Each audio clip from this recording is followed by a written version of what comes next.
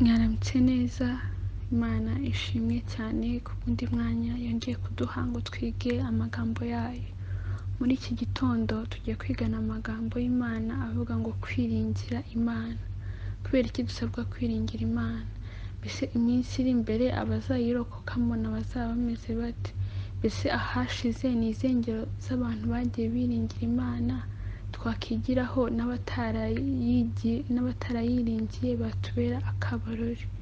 Reka dutangize isomo riri muri Yesaya igice cya 26 umurongo wa 4 rivuga ngo mujye mwiringira umwami iminsi yose, kuko umwami Yehova nyine ari we rutare ruhoraho iteka ryose. Imana niyo rutare ruhoraho iteka ryose, niyo tugomba kwiringira, nta yindi Mana, nta kindi tugomba kwiringira. Kubera iki ari ngombwa ko twiringira Imana? Kubera iki dusabwa kwiringira Imana ubu ngubu kurenza igihe cyose cyashize? Icya mbere ni uko dusohoye mu gihe Satani akora cyane kugira ngo adutere gushidikanya. Azi ko asigaje igihe gito rwose, yifuza kudutera gushidikanya. Ikindi, ibintu mu isi bizakomeza kuba bibi cyane ku buryo abantu bonyine bazabasha kubirokoka, abantu bonyine bazabasha gukira ari abantu biringiye Imana, bakaba mu rwisho rw'isumba byose nk'uko ijambo ry'Imana ribitubwira. Abahanuzi benshi b'ibinyoma barahari, bazakomeza no kugwira. Yohana yeretswe iby'imyuka itatu isa n'ibikeri yoherejwe kugira ngo ikore ibitangaza iyobye abami bo mu isi. Ibyo byose bizakomeza kuba ku buryo umuntu utafitanye isano n'Imana, utiringiye Imana, azasanga ari mu kintu nawe ubwe atazi uko yakikuramo. Niyo mpamvu abantu basabwa kumenya Imana maze bakayiringira. Rero dukeneye kumenya ijwi ry'Imana kugira ngo muri urwo rusaku rw'ababwiriza b'ibinyoma, muri urwo rusaku rw'isi n'ibibazo byayo, tubashe kumenya ijwi ry'Imana, icyo itubwira gukora kugira ngo tugikurikize, icyo itwiringiza kugira ngo tuyiringire.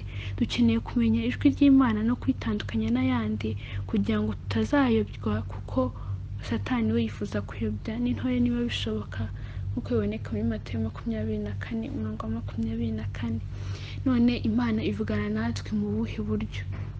Twamenya gute ijwi ry'Imana kandi tubonye ko Satani nawe muri iyi minsi akora kugira ngo adushidikanyishe, akora kugira ngo ayobye abantu?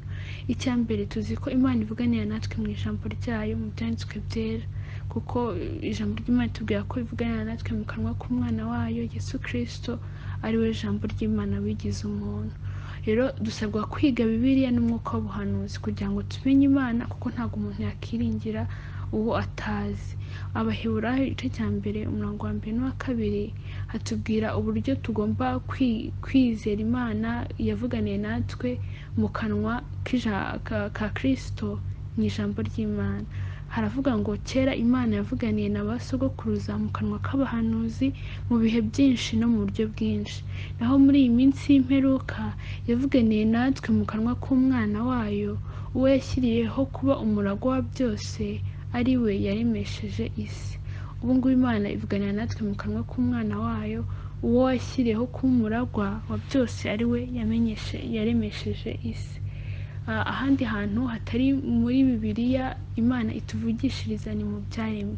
Imana ihavuganira natwe ikatwigisha amahame y'ubuzima ndetse n'urukundo rwayo. Umukiza ari mu isi ni kenshi yifashishije ibyo yaremesheje ijambo rye, akigisha abari bamuteze amatwi. Yaravuze ati, nimurebe ibiguruka mu kirere, ntibibiba, ntibisarura, ntibihunika mu bigega, kandi so mu ijuru arabigaburira nabyo. Mwebwe se ntimubiruta cyane? Kristo yakoreshaga ibyaremwe kugira ngo yigishe abantu, n'ubu ngubu aracyabikoresha kugira ngo atwigishe amasomo yo kwiringira Imana. Imana yita kuri biriya byaremwe bindi kandi tubiruta cyane, ngo tumenye ko natwe itwitayeho rwose, kugira ngo Satani nashaka kudushuka no kuduca intege, tuzabe twizeye Imana. Mu kwitegereza ibyaremwe n'uburyo bibeshwaho n'umwami, twiga amasomo menshi yo kwiringira Imana. Ubundi buryo Imana ivugana natwe ikoresheje ku byatubayeho n'ibyabaye kuri bagenzi bacu. Tuba dukwiye kubizirikana bikatubera akabarore, nk'uko Pawulo yabivuze mu rwa mbere rw'Abakorinto igice cya 10, yuko ibyabaye ku Bisiraheli bikwiye kutubera akabarore twebwe abasohoreweho n'imperuka y'ibihe. Tugomba no kubyigiraho. Muribuka igihe umwami Belushazari yabonaga ikiganza cyanditse ku rusika. Mu gihe Daniyeli yamusobanuraga yaramubwiye ati wabonye ibyabaye kuri so avuga kuri Nebukadinezari, wabonye ibyamubayeho n'uburyo Imana yamucishije bugufi, ariko ntiwemeye, ntacyo byaguhinduyeho, wakomeje kwishyira hejuru. Rero Imana ivuganira natwe ku byabaye mu mateka yanditswe mu ijambo ry'Imana, ku byabaye kuri bagenzi bacu, kugira ngo nitwemere imiburo yayo duhindukire, kuko Imana iravuga ngo muhindurwe n'imiburo yanjye n'amagambo yanjye. Imana rero yongeye no kwibutsa Abisiraheli ibabwira kuzirikana ibyababayeho byose. Irababwira mu Gutegeka kwa kabiri igice cya 4 umurongo wa 9 ngo wirinde gusa, ugire umwete wo kurinda umutima wawe, we kwibagirwa iby'amaso yawe yiboneye, bye kuva mu mutima wawe iminsi yose ukiriho, ahubwo ubimenyesha abana bawe n'abuzukuru bawe. Imana ibwira abantu kwirinda no gukomeza kwibuka ibyababayeho bakanabimenyesha abandi, kuko Imana izi ko muri ibyo ngibyo naho twahamenyera ubushake bwayo. Ariko ibyo byose bigomba kugeragereshwa ijambo ry'Imana. Ntabwo umuntu azaza ngo akubwire ngo ibi byambayeho ngo bimeze gutya bitandukanye n'ubushake bw'Imana ngo nurangiza ubyemere. Oya, ijambo ry'Imana riratubwira ngo nimusanga amategeko y'Imana n'ibiyahamya, nibatavuga ibihuhanye n'iryo jambo nta museke uzabatambikira.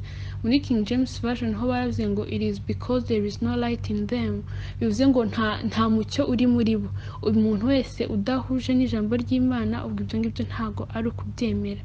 Ariko abantu benshi muri iyi minsi birengagiza inzira zategetswe n'Imana, maze bakishyiraho izindi nzira zo kumenya ubushake bw'Imana. Bamwe bakiyambaza abayobozi babo mu by'idini, nabo batuzuye umwuka wera, abandi bategereza ibitangaza, bategereza bababwira ngo Imana yambwiye ngo. Ariko nshuti zanjye, ndatinya ko bose bazagwa vuba nibadahindukira. Imana kuko yari yaravuze mbere ku byo abahanuzi bahanura ibinyoma. Hari abantu rwose bashobora kuzakaguhanurira ibintu bikanasohora, ariko icyo si igihamya cy'uko bafite ukuri. Imana yabivuze mu Gutegeka kwa kabiri igice cya 13 umurongo wa 2 kugeza kwa 5. Avuga ngo iki?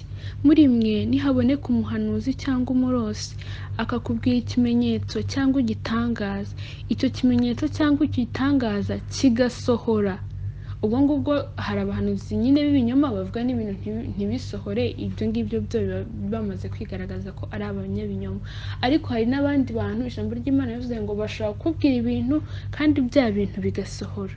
Kuko muri iyi minsi bahari bazakomeza no kuza umuntu utari maso, umuntu utazi ijambo ry'Imana, umuntu utabana n'Imana, uwo nguwo rwose azatwarwa nabo, kuko bazamubwira ibintu kandi ibyo bintu bizasohora.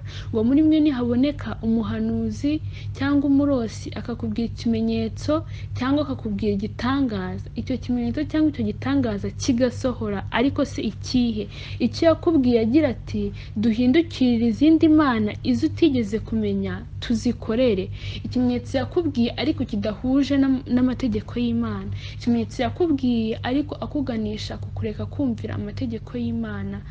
Kuko n'abantu bazagaruka babwira ati turazutse, bameze nk'abavandimwe babo bakundaga, babayobye. Abantu rero bamenye Imana nibo bonyine bazabasha kunesha uwo mutego. ngo kuko Uwiteka Imana yanyu izabibagerageza, ngo imenye yuko mukundisha Uwiteka Imana yanyu imitima yanyu yose n'ubugingo bwanyu bwose. Ahubwo mujye muyoborwa n'Uwiteka Imana yanyu, muyubahe, mwitondere amategeko yayo, muyumvire, muyikorere, muyifatanyeho akaramata. Naho honyine hari umuti, ni ugukorera Imana yacu n'imitima yacu n'ubugingo bwacu bwose, tukayoborwa n'Uwiteka Imana yacu, tukayoborwa n'umwuka wera. Imana iduhe umwuka kugira ngo atuyobore, kugira ngo twitondere amategeko y'Imana kandi tuyikorere, tuyifatanyeho akaramata. Tugiye rero kureba ingero z'abantu bagiye biringira Imana, zo kwiringira Imana n'icyo bisaba kugira ngo umuntu abishobore aho bikenewe cyane. Tugiye kwigira ku rugero rwa mbere, ni urugero rwa Aburahamu dusoma mu Itangiriro igice cya 22. Reka tuhajye. Itangiriro igice cya 22 havuga Imana igerageza Aburahamu imutegeka kuyitambira Isaka. Aburahamu yari ageze mu gihe amaze gusaza ari mukuru, n'umwana yari amubyaye akuze cyane. Hanyuma Imana iramubwira ati jyana wa mwana ari we ujya kuntambira. Amagambo yanditswe mu mirongo mike y'iki gice akubiyemo iminsi 3 twakwita iminsi y'umwijima, iminsi ibicu bitwikiriye umuntu atabasha kureba hirya yabyo, iminsi umuntu atabona uko asobanura, Imana yonyine ibizi n'umuntu wayinyuzemo n'icyo Imana yimwigishirijemo. Ngo amagambo yanditswe mu mirongo mike y'iki gice akubiyemo iminsi 3 twakwita y'umwijima, impamvu zo gushidikanya, ariko hakagaragaramo no kunesha bitangaje. Mbese Aburahamu yamenye ate ko ari Imana imutegetse gutamba Isaka? Mbese gushidikanya yakwitwayemo ate? Ni gute kwiringira Imana se kwamushoboje kunesha? Aburahamu hari ibibazo byinshi byari gutuma ashidikanya ku Imana imubwira. Icyambere, Imana ntihinduka. Imana ubwayo yanga rwose ibikorwa bya pagani bakoraga byo gutambira abana babo ibigirwamana n'ukuntu babacishaga mu muriro. None se yari kwibaza ati Imana irivuguruje? Aho se Satani ushaka kunshuka? Mbese amahanga yari azi ko nubaha Imana idatambirwa abantu, yo azambona ate? Arongera aribaza, Imana yambwiye ko izampa urubyaro rungana n'umusenyi, kandi Imana yari yabimubwiye mu gice cya 17 ku murongo wa 21. Reka mpasome. Imana yari yaramubwiye ngo ariko isezerano ryanjye nzarikomeza na Isaka uzabyarana na Sara mu gihe nk'iki cy'umwaka utaha, kuko aricyo nashyizeho. Imana ubwo yari yaramwibwiye ngo kuri Isaka niho nzaguhera umugisha, niho nzasohoza isezerano ryanjye. None ari kwibaza ati si Satani uri kunshuka? Imana ko yambwiye ko izamumperaho umugisha, yahindukira ikambwira ngo nimwice? Uwo munsi mu ijambo ry'Imana mu mwuka w'ubuhanuzi baravuze ngo uwo munsi wabaye muremure kurusha indi yose y'ubuzima bwa Aburahamu. Mu gitabo cy'abakurambere n'abahanuzi kuri paji ya 94 nakoresheje soft, baravuze ngo kubw'itegeko yari yahawe n'Imana yari yarirukanye umuhungu we Ishimayeli, maze noneho igihe umwana yifuje igihe kirekire abaye umusore, uwo mukurambere ageze ashobora gusobanukirwa neza ibyiringiro bye, nibwo ikigeragezo kiruta ibindi byose yigeze guhura nabyo cyamugezeho, kimugeraho aho yari atangiye gusobanukirwa ibyiringiro bye, abona ko byasohoye. Ngo Satani yari yiteguye kumwumvisha ko ibyo yabwiwe ari ibinyoma. Kandi no muri iyi minsi dusohoyemo, Satani yiteguye kumvisha abantu ko icyo Imana idusaba ari ibinyoma, ko gutungana bidashoboka, ko kugera ku rugero rw'Imana idushakaho bidashoboka, ko Satani yiteguye kutwumvisha ko ibintu byose ari ibinyoma kandi bidashoboka. Kandi nta nubwo bishyira mu ibanga, muzabyumva no hanze no ku karubanda abantu bavuga ngo ntibishoboka, kandi uvuga ngo ntibishoboka n'undi ntabwo bizamushobokera rwose. Rero ngo Satani yari yiteguye kumwumvisha ko ibyo yabwiwe ari ibinyoma. Yari yiteguye gukoresha ijambo ry'Imana nk'uko yarikoresheje igihe yashakaga gushuka umwami wacu n'ubwo yanesheje, ngo kuko itegeko ry'Imana rivuga ngo ntukice. Kandi Imana ntiyategeka ko icyo yabuzanyije gikorwa.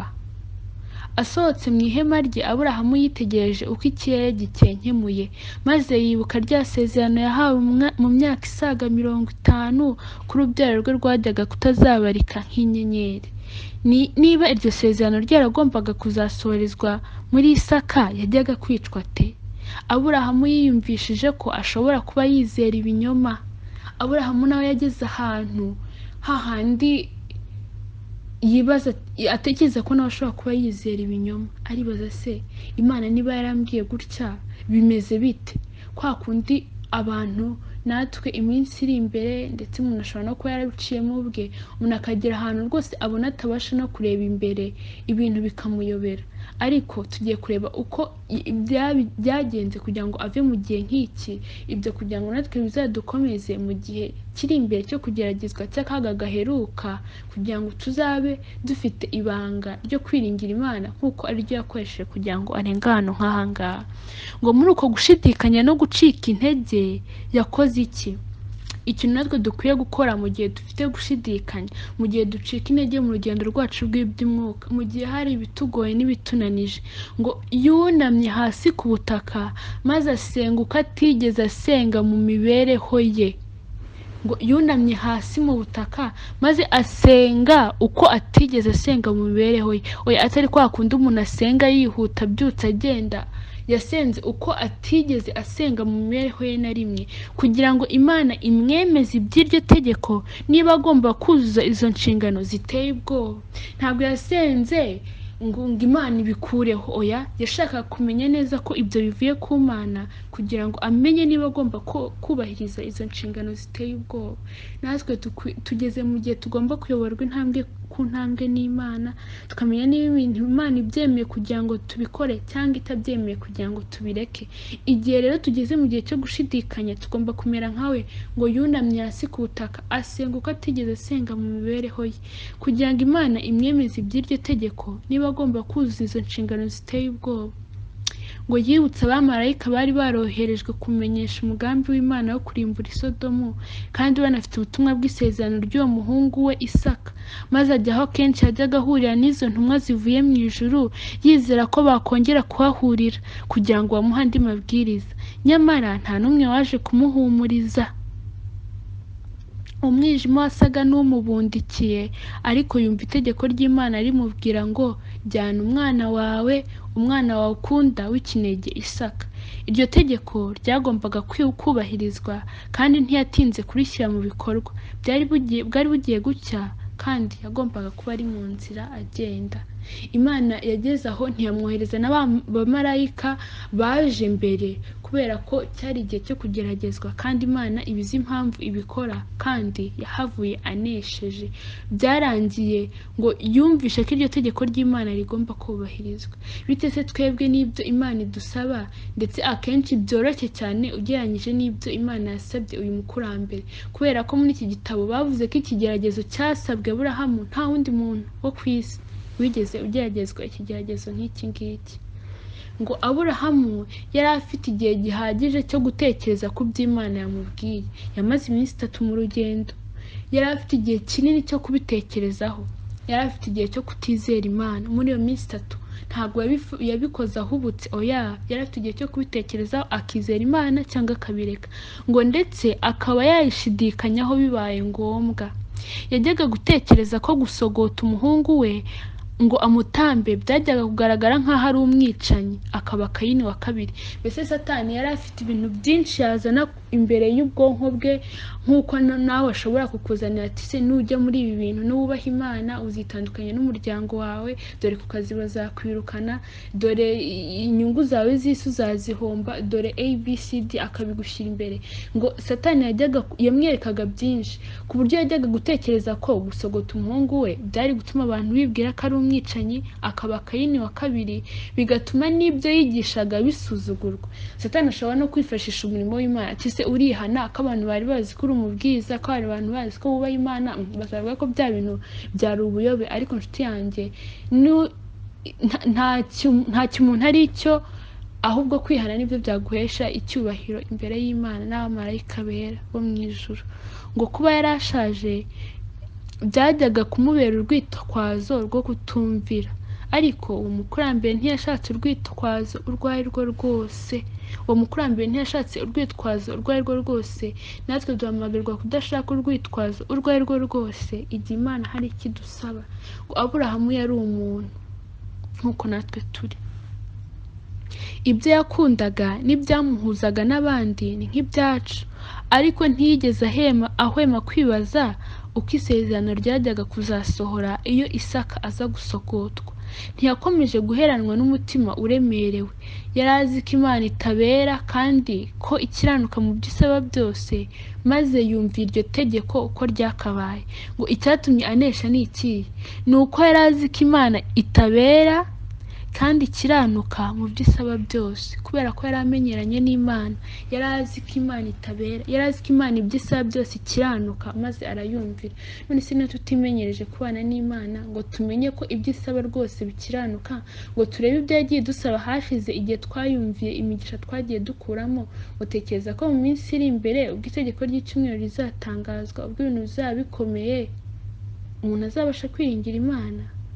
Niyo mpamvu dusabwa kwiringira Imana ubu ngubu bigishoboka, ngo tubyimenyereze kugira ngo igihe bizaba bikenewe cyane Imana izatubashishe kunesha. Aburahamu ngo yibutse ko Imana itabeshya kandi ikiranuka muri byose, maze kubwo kuyiringira aranesha. Yabashije kumenya ko Imana ari imubwiye ibyo agomba gukora. Natwe muri iyi minsi dusabwa kuzuzwa Mwuka Wera cyane kugira ngo tumenye ibyo Imana idusaba gukora naho tugomba kubikorera. Dukwiye kumenya igihe cyo kuvuga n'igihe cyo gutuza tugaceceka. Dukwiye kumenya igihe cyo kwikuraho ubutunzi nk'uko ijambo ry'Imana ribivuga n'ingano yabwo. Dukwiye kumenya igihe cyo kwimuka tukava mu mijyi minini. Tugomba kumenya ibyo tugomba kureka kurya. Tugomba kumenya uburyo bwo gukora umurimo mu gace dutuye n'imishinga twashyira mu butunzi bwacu Imana yatubikije. Dukwiye kumenya ibintu byose kubwo kubana n'Imana, tukamenya uko bitubwira kandi tukabona aho ivuganira natwe ni mu ijambo ryayo. Aburahamu ntiyagishije inama Sara umugore we yakundaga igihe yajyaga gutamba Isaka. Igihe kiri imbere yacu Imana izayobora umuntu wese uzayemera ku giti cye, kandi abantu bose bazigishwa n'Imana. Hari igihe uzabona ibintu Imana igusaba nta wundi muntu wabibwira ngo akumve, abantu bagira ngo urasaze, nk'uko Aburahamu bari kugira ngo ni umwicanyi, uko abantu bose bari kubyibwira. Ariko umuntu uzi Imana, umuntu wabanye n'Imana akamenya icyo ijambo ry'Imana risaba, umuntu usaba umwuka w'Imana kandi akamuhabwa, uwo muntu azayoborwa n'Imana, azigishwa n'Imana kandi azakoreshwa ibitangaje. Abimenyereje kubana n'Imana bakamenya ko ivuganira nabo mu byanditswe, bazayoborwa intambwe ku ntambwe. Uyu munsi turaza kugira umwanya wo gusenga. Rero dusaba Imana kugira ngo iduhe imbaraga zo kubana nayo bihagije, ngo dusobanukirwe n'iki dushakaho cya mbere ari cyo kwihana, ndetse n'uko twakomeza kubana nayo kuri buri ntambwe yose mu rugendo.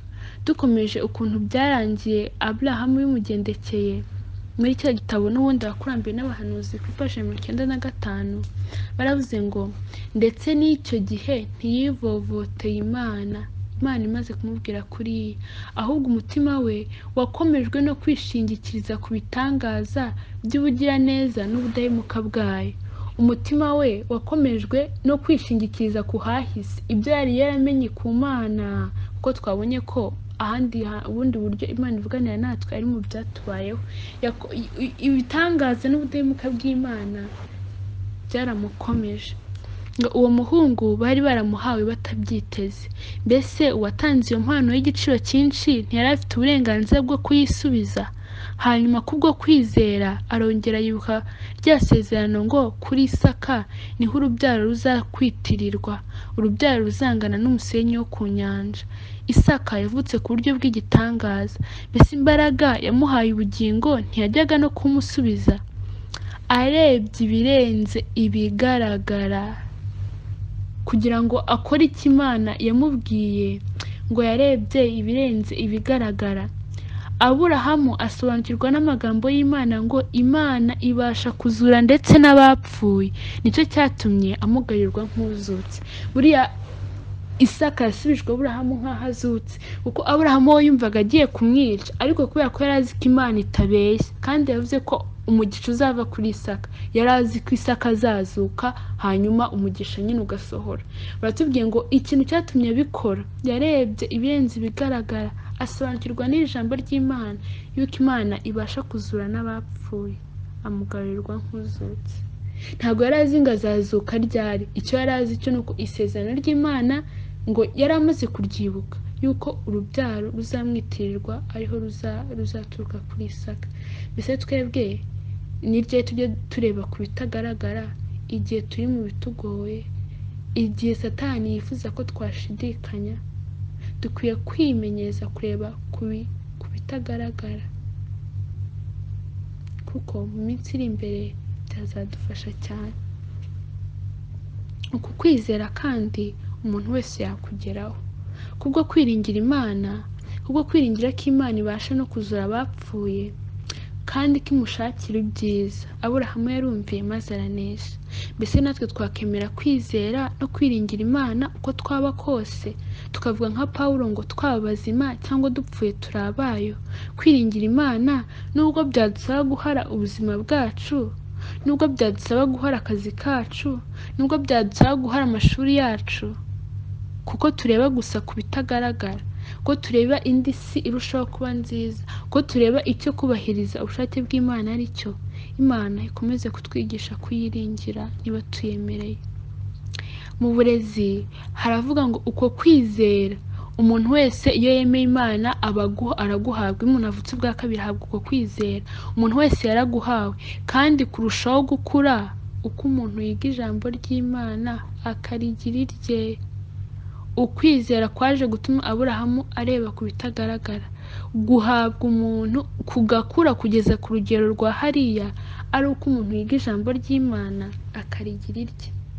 Dukwiye kwiga ijambo ry'Imana tukayigira iryacu, tukagenzura amasezerano yayo, maze twabona ibisohoye tukibuka rya jambo twasomye mu magambo atangira rivuga ngo ntituzabyibagirwe, ahubwo tuzabibwire n'abana bacu. Tugiye kureba urundi rugero rwa kabiri, noneho turarebera ku Bisiraheli. Urugero rwa mbere tubonye, kubera ko Aburahamu yiringiye Imana akamenya ko iby'imushakiye ari byiza, akareba ahashize uko yabanye n'Imana, byarangiye ngo arebye ku bitagaragara maze abasha kubaha Imana. Byagendekeye gute Abisiraheli? Turifashisha igice cyo kubara, igice cya 20. Abisiraheli bari bagiye gusoza urugendo rwabo rwo mu butayu. Bageze mu butayu bwa Zini, amazi yongera gukama maze bivovotera Imana. Mbese wari umugambi w'Imana ngo ibareke bicirwe n'umwuma ku iherezo ry'ubutayu? Imana ubwo yari yarabavanye muri Egiputa, ubutayu bwose, kugira ngo ibaha amazi hagati mu butayu, kugira ngo nibagera ku iherezo ryabwo ibareke bicwe n'inyota? Mbese ubundi gukamwa kw'amazi byari bisobanuye iki? Kandi bisobanuye iki kuri twe? Kubera iki amazi yakamye kandi ajya akama no mu mibereho yacu? Mu bakurambere n'abahanuzi, mu igice cya paje ya 282 haranditse ngo, kuri paragrafi ya 4 muri soft haranditse ngo, mbere gato y'uko Abaheburayo bagera i Kadeshi, y'amazi meza yamaze imyaka myinshi adudubiza hafi y'aho bari baganditse yarakamye.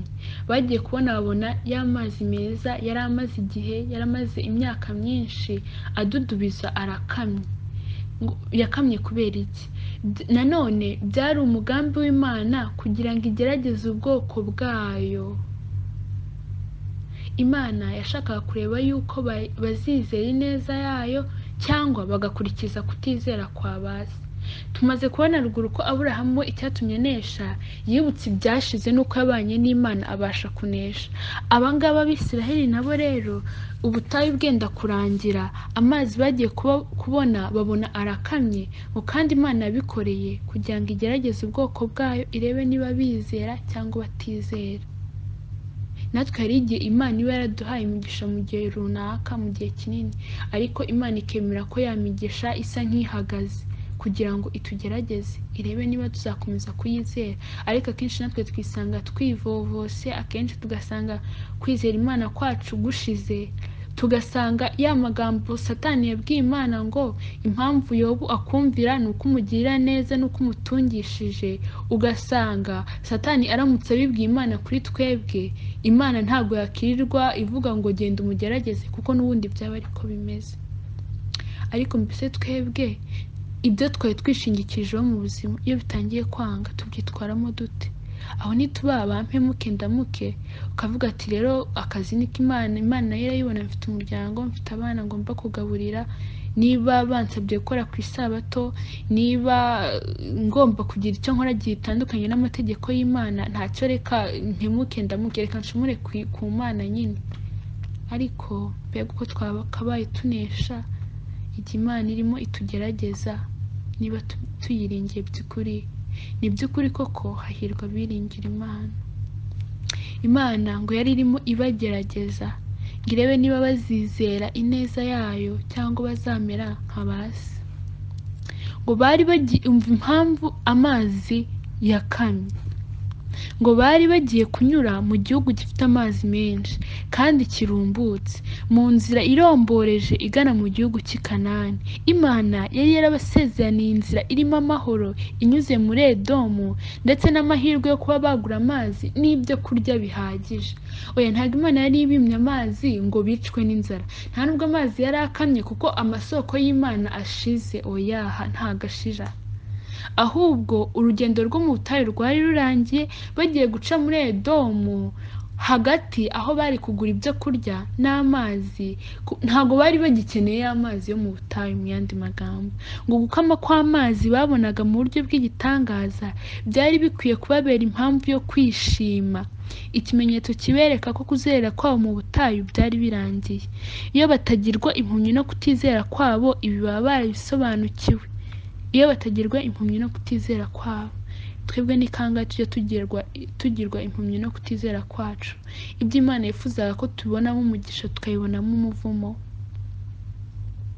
Ngo nyamara icyagombaga kubabera igihamya cyo gusohora kw'isezerano ry'Imana ry'uko bageze noneho amaherezo bagiye kugera i Kanani, bakigize impamvu yo gushidikanya no kwitotomba.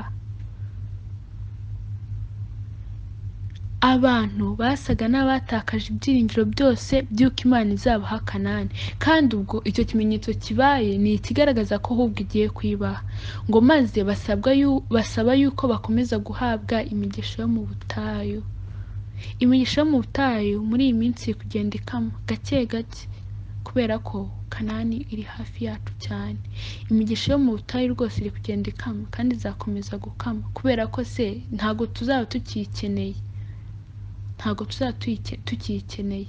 Ariko kubera ko amaso yacu nyine atabibona aka kanya, iyo bitubayeho turashidikanya, tukitotomba, tugatsindwa n'ikigeragezo. Ariko nshuti zanjye, abantu ngo basaga n'abatakaje ibyiringiro byose by'uko Imana izabaha Kanani. Mbese twatakaje ibyiringiro by'ubwami bw'Imana buri hafi? Ngo maze bakomeza kwisabira yuko bahabwa imigisha yo mu butayu. None se twebwe iyo amazi adukamanye bigenda bite? Mbese twe ko indwara zikomeza kwiyongera, tuzi ko ibyo ari ibigaragaza aho iminsi dusigaje igeze, ibimenyetso twize kera bigasohora mu maso yacu, ibyo twigaga ngo Protestant buzifatanya na Roma, ibyo byabaye amateka.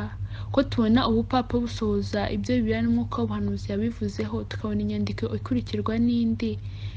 Ibyo byose si ibimenyetso bitwereka ko imigisha Imana yatugeneye mu butayu igenda ishira, maze tukitegura kwinjira mu gihugu cyiza kitazabamo indwara, guhangayika, inzara n'ibindi byose bitubabaza muri iyi si?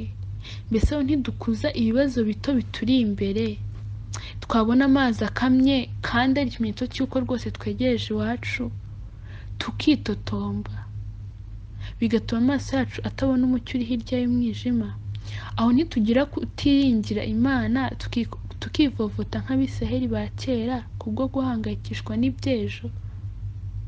Kuko icyo gihe bavugaga ntabwo inyota yari yamaze kubica. Oya, ahubwo bari bahangayitse bibaza ukuntu bizagenda. Ariko Imana yo yari yemeye ko ikama, kuko yabonaga ko igihe gisigaye bativovose babasha kuba bageze aho babona amazi n'ibyo kurya bindi. Mbega uko ahubwo byagakwiye gutuma twubura amaso igihe ibibazo bije, igihe tubona amazi ari gukama, igihe tubona imigisha yo mu butayu irimo kugenda ihagarara, igihe tubona ku kazi bagenda bakaza ibyo kubahiriza isabato, tukabona rwose nta cyizere dufite cyo kuhaguma. Mbega uko ahubwo byagakwiye gutuma twubura amaso tukararama, kuko i Kanani tugiye gusohorayo. Turi mu gihe cyo kwimenyereza kwiringira Imana, kandi dukwiye kwiringira Imana, dukwiye kubyimenyereza bigishoboka, kuko nk'ubu ngubu uhuye n'umuntu mutaziranye mu nzira akagira icyo kwaka ngo mpereza nkufashe, ahubwo watabaza cyangwa ntiwabyemera. Ariko se ugeze iwawe mu rugo umuntu akabigusaba, wabimuha rwose kuko waba umwizeye. Kwemera cyangwa guhakana biterwa n'isano ifitanye n'ugusaba. Ni muri urwo rwego kubaha Imana no gukurikiza amategeko yayo no kuyiringira mu gihe uri mu bibazo biterwa n'isano mufitanye. Mbese dufitanye isano ki n'Imana ku buryo tuzabasha kuyiringira, tukabona amazi akamye, tukamenya ko Imana itagira n'igicucu cyo guhemuka, tukamenya ko Imana idukunda, ituri hafi nk'uko yabaye hafi yacu mu bihe byiza. Tukamera nka Yobu, tukavuga ngo naho twapfa tuzapfa tuyiringiye. Mbese wizeye Kristo ubabarirwa nawe uhinduka umwana w'Imana n'umuragwa w'ubugingo. Niba bimeze bityo nta kizakubuza kwiringira Imana, kandi ntuzakorwa n'isoni, kuko marayika w'Uwiteka abambisha amahema yo kugota abamwubaha akabakiza. Amen.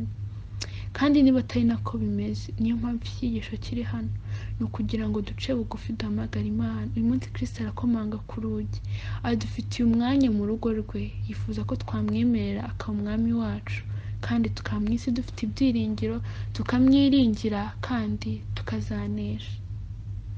Mu ntambara ikomeye batubwira iby'ibihe biri imbere yacu bikomeye, ariyo mpamvu tugomba kwimenyereza kwiringira Imana bigishoboka. Baravuze ngo igihe cy'umubabaro n'agahinda kituri imbere kidusaba kugira kwizera gushobora kwihanganira intege nke, kuzarira n'inzara, kwizera kutazacogora nubwo haza ibigeragezo biteye ubwoba. Ariko igihe cy'imbabazi twaragihawe kugira ngo twitegure icyo gihe cy'akaga. Ntabwo ibyo bintu uko kwizera kuzabasha kwihangana tuzabyuka ngo tukugire umunsi umwe, oya, ahubwo muri iki gihe cy'imbabazi, igihe ibintu bikugoye bikuje imbere, nibwo ugomba kubitsinda, kandi uko ubitsinda nibwo uba uri kongera uko kwizera kwawe. Twabonye ko kwiyongera iyo umuntu afashe ijambo ry'Imana akarigira irye. Ngo muri iki gihe afite kwizera kudashyitse bari mu kaga gakomeye ko gutsindwa n'ibishuko bya Satani, hamwe n'iteka ryo gucecekesha umutimanama. Ngo ndetse nubwo bakwihanganira ikigeragezo kubera ko batamenyereye kwiringira Imana, bazashengurwa n'umubabaro ukomeye n'agahinda muri icyo gihe cy'akaga, kuko batigeze bimenyereza kwiringira Imana. Nta mpamvu yo kugira ngo tuzashengurwe n'umubabaro kandi dufite amahirwe muri iki gihe cy'imbabazi yo kwimenyereza kwiringira Imana, ngo tumenye ngo nubwo bigoye, nubwo bikomeye, nubwo tutareba hirya, ariko Imana yacu irahareba, kandi turebera ahashize twigirire icyizere. Ngo amasomo yo kwizera basuzuguye bazategekwa kuyiga ku gahato muri icyo gihe cy'umubabaro batakibishobora. Iki nicyo gihe dukwiriye kwimenyereza ubwacu kugenzura amasezerano y'Imana, tukareba niba akora cyangwa niba adakora. Ariko ndababwiye ngo arakora. Twizere Imana, twebwe turebe ibyo Imana iducishamo igira ngo idutegure tuyiringire. Imana yemera ko ibituguye bitugeraho kugira ngo twige kuyiringira. Mu gihe cy'amateka y'ubwoko bw'Imana, aya magambo ari mu bahanuzi n'abami, igice paje ya 554 muri soft. Nanone ngo mu gihe cyose cy'amateka y'ubwoko bw'Imana, imisozi minini cyane y'ingorane ndetse zisa n'izitatambukwa yagiye ihagarara imbere y'abagerageza gusohoza imigambi y'ijuru. Oya, si ubu bwonyine, igihe cyose imisozi minini ngo imeze nk'itasimbukwa yagiye ihagarara imbere y'abantu bagerageza gusohoza imigambi y'ijuru. Ngo bene izo nzitizi zemerwa n'Uwiteka kugira ngo zibe ikigeragezo cyo kwizera. Oya, izo nzitizi zitugeraho Data wa twese yabyemeye, ariko kubw'impamvu nziza, ngo bitubere ikigeragezo cyo kwizera kandi dukomezwe kugira ngo tuzabashe gushikama mu munsi mubi. Ngo igihe dusumbirijwe ku mpande zose rero, igihe ibintu bitubanye bibi cyane, ngo iki aba ari cyo gihe gisumba ibindi byose cyo kwiringira Imana n'imbaraga y'umwuka wayo. Rimwe na rimwe Imana yigisha abayikorera ikoresheje kutabageza ku byo bari biteze. oya, Imana ishobora kuba ariyo iri kubikora ntugere ku byo wari witeze, ukagera no kubisa no gutsindwa, ariko umugambi wayo ngo ni uko bamenya uko bitwara mu ngorane. Imana iba ishaka kukwigisha uko witwara, ngo rimwe na rimwe Imana yigisha abayikorera ikoresheje kutabageza ku byo bari biteze, ariko kugira ngo ibigishe uko bitwara mu ngorane. Akenshi abantu bagwa mu kigeragezo cyo gucogora no gutentebukira imbere y'ibihagarika umutima n'inzitizi bahura nazo, ariko nibakomera ku byiringiro batangiranye, ntibatezuke kugeza ku iherezo, Imana izabatunganyiriza inzira. Amen. Igihe bazaba bahangana n'izo nzitizi, amaherezo bazagera ku ntsinzi. Oya, Imana ntago izabasiga bonyine, ahubwo igihe bazaba bahangana, amaherezo bazagera ku ntsinzi kubw'ubuntu bw'Imana.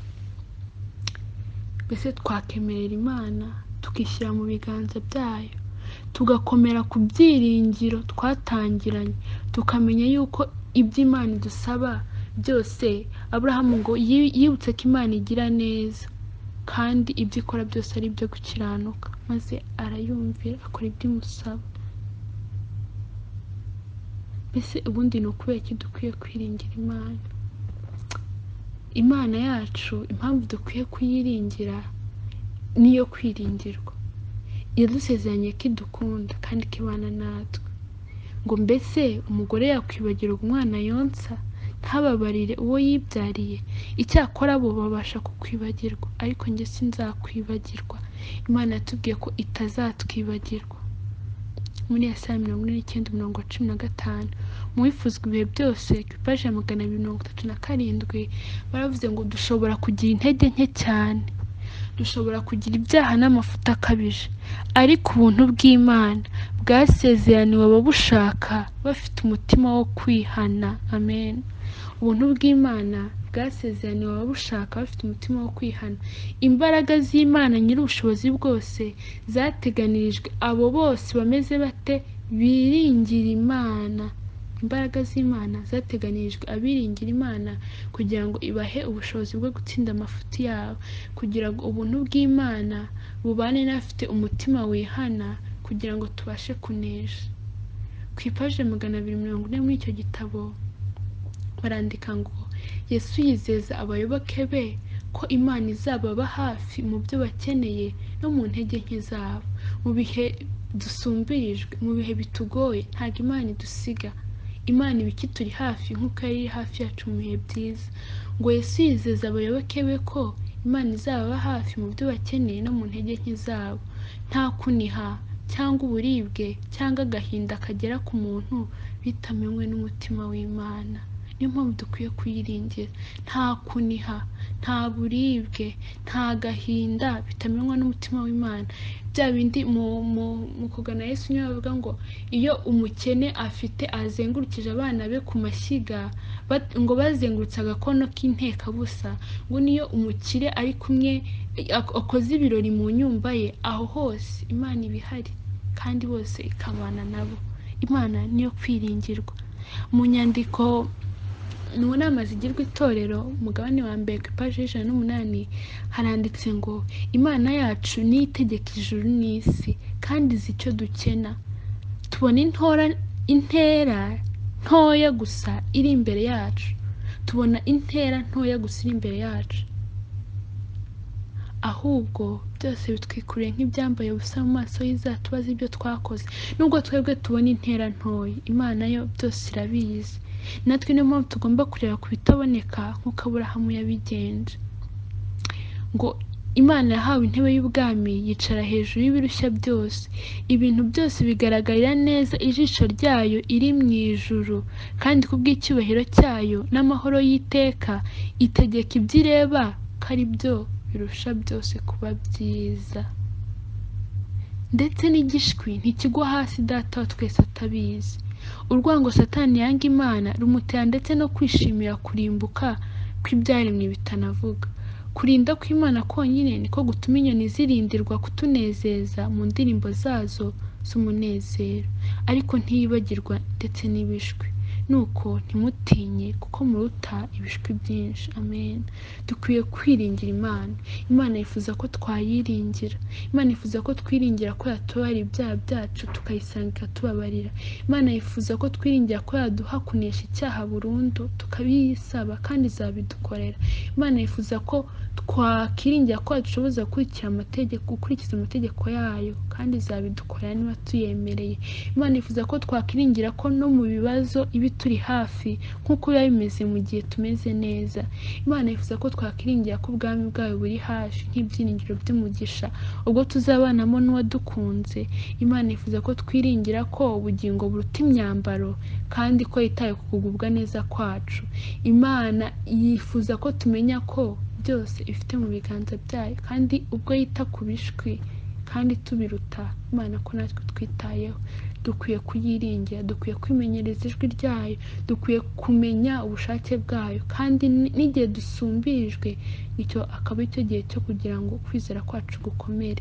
Nuko rero igihe amazi yo mu butayu azajya aba akamye mu mibereho yawe, igihe rwose kubera ko isi igenda irushaho kuba mbi, kubera ko ubwami bw'Imana buri hafi n'ubundi isi igomba kurangira, igihe bigiye biba bibi, ujye wibuka ko imisozi y'i Kanani iri hafi yawe, maze ntiwiganyire ahubwo unezerwe, maze wubure amaso, maze uhakumbure, maze usabe Imana kugira ngo iguhe imbaraga. Imana iduhana umugisha kubw'ubuntu bwayo. Nuko rero mujye mwiringira umwami iminsi yose, kuko umwami Yehova nyine ari we rutare ruhoraho iteka ryose. Yesaya 26:4. Imana iduhana umugisha mu izina rya Yesu. Amen. Amen.